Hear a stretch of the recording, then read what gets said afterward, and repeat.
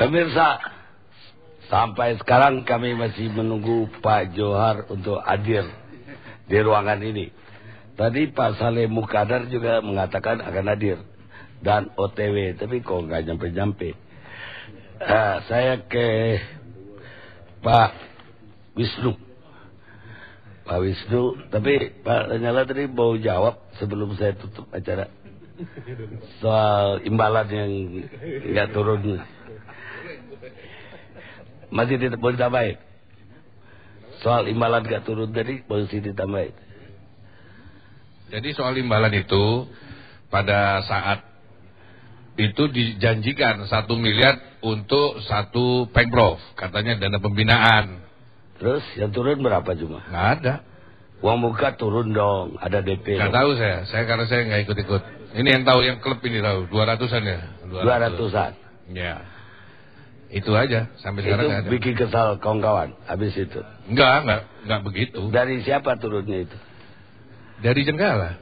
Jenggala, Pak Arifin Padigoro maksudnya. Ya mungkin klubnya kali. Oh, klubnya yang ngasih. Iya. Baik, Pak Wisnu. Pak Wisnu juga terkenal dulu sebagai ujung tombak dari kelompok 78. Ya, insya Allah ya. Nah, kenapa berubahnya cepat banget? Terlalu cepat kau berubah kasihku. Kita tidak pernah berubah. Yang ada? Ya, selalu setia.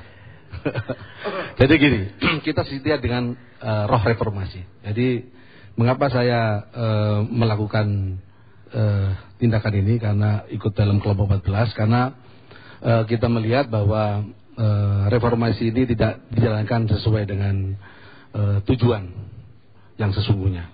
Tujuan sesungguhnya apa sih? Nah, sebelum saya menuju ke sana, saya ingin menyampaikan tentang kekisruhan tadi, bahwa PSSI selalu kisruh. Sebenarnya menurut saya ini justru PSSI dalam proses penyembuhan menuju ke pengurusan yang sejati. Semakin kisruh sekarang, Pak. Ini kalau di kasat mata semakin kisruh, tapi sebenarnya di dalamnya kita menuju ke proses penyempurnaan PSSI yang sesungguhnya, pengurusan yang sesungguhnya nanti. Insya Allah dalam waktu yang tidak terlama, saya punya feeling bahwa nanti akan ditemukan benar-benar sebuah kepengurusan sejati yang menciptakan suatu prestasi sepak bola nasional nanti yang benar-benar kualitas, yang itu harapan seluruh bangsa, Pak. Tapi ya, itu juga yang harapan tinggal harapan. Nyatanya semakin kisruh. Ya, tapi kenapa? Apapun kita tetap berusaha ke sana. Kenapa Bapak berubah? Ya. Jadi begini, mengapa saya tidak pernah mengatakan berubah. Tapi saya tetap berjuang di dalam roh reformasi yang selalu menjunjung tinggi dan menegakkan supremasi hukum. Jadi kita roh reformasi itu menjunjung tinggi dan menegakkan supremasi hukum, di mana substansinya adalah menegakkan daripada aturan yang ada dalam statuta. Undang-undangnya PSSI ada dalam statuta. Maka kita harus mampu menegakkan dan menjunjung tinggi statuta. Tidak boleh ada pelanggaran dalam statuta. Kalau PSSI tidak ada pelanggaran, pasti tidak ada konflik dan tidak ada kontroversi. Itu pasti. Menurut Pak Timbul tadi, statutanya itu tidak sah. Bagaimana menurut? Ya, yang statuta. Akan statuta tidak sah ya. Ya, Kongres Bali yang tidak sah. Statuta saya katakan sah. Statuta itu lahir di Kongres Bali. Enggak. Baik, saya jawab. Ya. Pak Timbul tidak mempunyai hak untuk menyatakan tidak sah Kongres. Kenapa nggak punya hak? Ya, karena Kongres itu merupakan badan legislasi tertinggi dalam PSSI dan itu tertanam dalam statuta. Dia mengaku statuta berarti harus tunduk dalam statuta. Itu ada dalam pasal 21 dan 22 statuta PSSI. Merupakan badan legislasi tertinggi, ya. Dan oleh karena itu, ketika Kongres di Bali itu dilaksanakan, itu melakukan Kongres awal. Setiap Kongres itu mesti ada Kongres awal, kemudian Kongres pemilihan ketua umum selalu disertai dengan Kongres awal.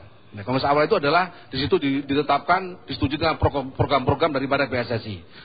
Nah, kalau kemudian misalkan pada di Solo itu kemudian Kongres Bali itu tidak sah, maka harus diputuskan bahwa di dalam Kongres di Solo harus tidak sah, maka diulangi lagi, menyusun program lagi, dan pesertanya juga diulangi lagi. Maka ketika Kongres Solo hanya menetapkan ketua umum dan ketua umum, maka automatically Kongres di Bali itu sah. So automatically, karena di dalam Kongres Bali hanya memilih ketua umum dan ketua umum. Sudah tidak mengalami pengulangan kembali. Baik, baik. Nah itu. Baik, sekarang saya ke Pak Irawadi. Bapak. Kalau Bapak? Arbiansa. Pak Irawadi sebagai ketua sesi pemain sepak bola. Kalau gitu Pak Arbiansa dulu. Sama-sama anggota kelompok 14. 78. Iya, dulu 78.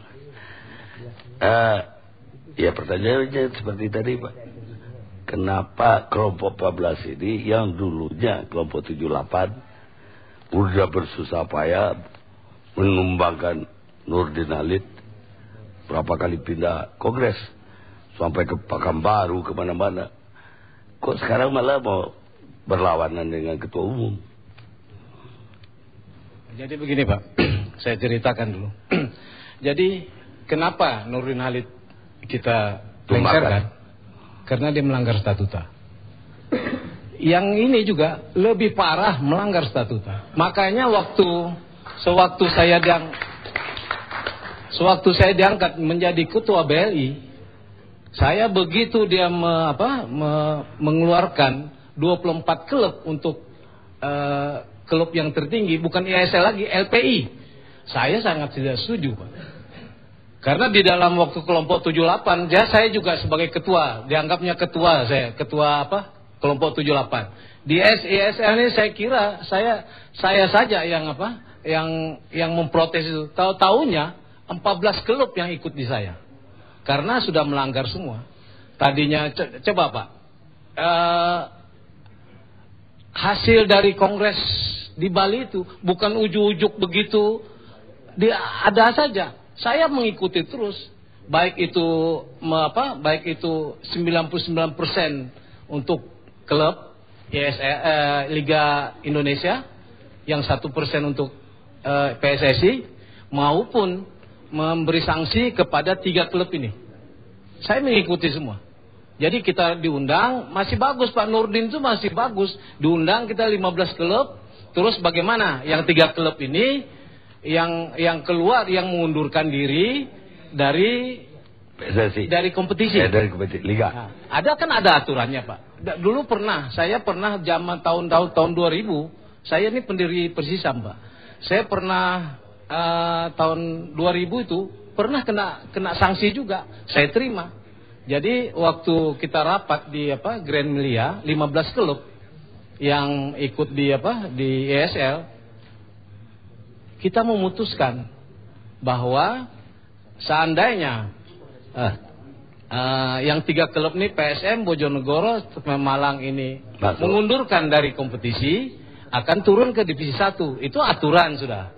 Terus kita rekomendasikan lagi, kalau seandainya mereka ini ikut LPI, maka dicabutlah sebagai hak anggotanya. Itu bukan ujuk-ujuk yang langsung ada SK begini Pak, tidak. Jadi sebelum kongres di Bali itu kita bahas gitu loh. Baik itu pembagian saham maupun beri sanksi. Coba Bapak hitung Pak. Kita ini Persisam, saya sebetulnya Persisam Putra, pendiri Persisam Putra, dan sekarang saya sebagai dirut Persisam Putra. Kita ini mengeluarkan biaya Pak, paling tidak 20 M per tahun satu musim kompetisi. Tidak ada bagiannya di sana, yang ada bagiannya di PT Liganya. Bukan PT Liganya itu 99% klub, sahamnya 1% PSSI. Di LPI LPI Liga Prima ini 70% ketua si Johar, 30% si Parit. Lalu jadi, kita ini apa? Jadi PT-nya diganti dengan PT baru. Iya. Di PT baru ini 70% jual, iya. 30% Parit. Iya. Padahal klub dikasih nggak? Tidak ada. Padahal di dalam Kongres Bali itu 90% untuk klub, 1% untuk PSSI. Itu 99%. Kenapa orang kayak gini yang Bapak pilih dulu? Dulu Pak, karena begini, dulu kan Nurdin ini melanggar statuta. Iya. Saya yang sangat melawan betul-betul. Terus timbullah nama George Statuta. Ini saya kenal betul beliau. Beliau di PB Gulat. Ya. Saya persis karena saya kebetulan juga ketua KONI Kalimantan Timur. Ya. Yang sekarang ini. Baik. Jadi saya tahu persis siapa Pak Jos ini. Terus ya, tapi akhirnya kan Bapak tidak bisa memilih Pak Jos karena ya, dia tidak boleh. Iya. Kenapa Bapak alihkan suara Bapak ke karena satu-satunya yang bisa ini dipercaya itu Johar Arifin. Ya bisa Bapak percaya atau yang nyuruh Bapak percaya? Nah, karena saya tidak terpengaruh dengan yang lain. Karena saya sudah dari kan ada Gusman, ada Erwin Aska. Itu di pihak lawan, Pak. Lo pihak lawan? Iya, itu di pihak lawan. Dianggaplah di pihak lawan waktu itu. Jadi lawan siapa? Lawan kita. Jadi lawannya kelompok 78. Oh begitu. Iya begitu. Jadi satu-satunya tidak ada lagi yang nama ini Johar Arifin lah kita pilih. Siapa yang usulkan ke Bapak Johar Arifin? Kenapa? Yang nyuruh Bapak milih Johar. Nah, kita rapat Pak. Bukan artinya disuruh, kita rapat. Rapatnya di Jenggala waktu itu. Di Jenggala di rumah Pak Arifin. Iya. Pak Arifinnya hadir. Hadir Pak Jos juga hadir. Semua terus, hadir. Satu-satunya jalan lalu tidak ada pilihan lain. Johar lah dianggap yang bisa dipercaya untuk meneruskan reformasi ini. Waktu itu ada janji 1 miliar yang Bapak bilang. Ada 1 miliar itu sebetulnya untuk pembinaan di Pengprov Pak. Pengprov. Jadi untuk kelompok 78. Ya, kelompok 78 untuk pembinaan di Pengprov. Kalau di klub Pak. Tapi yang turun ke Bapak 200 doang. Sekitar 250 lah itu. 200. Tapi kalau di klub sebetulnya kecil ini Pak. Kecil kalau 1 miliar. Karena biaya kita kan 20 miliar. Dapatnya cuma 1 miliar. Tapi kalau Pengprov memang itu sangat besar untuk Pengprov. Lah sekarang Bapak Balelo mau dipecat gimana tuh? Ada mau dipecat besok. Yang 14 itu. Yang mecat siapa Pak? Ya ketua umum lah.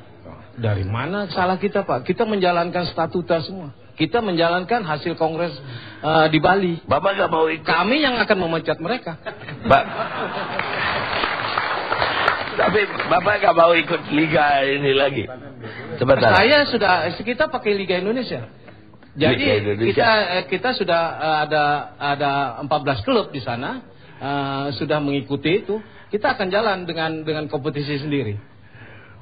Terserah saja. Tapi kita tetap mengakui hasil kongres di Solo. Tetap kita di bawah PSSI. Tapi kalau dia tidak mengakui itu urusan mereka. Karena saya menganggap. Bagaimana Bapak bisa memecat dia kalau Bapak mengakui? Bikin kongres luar biasa Pak.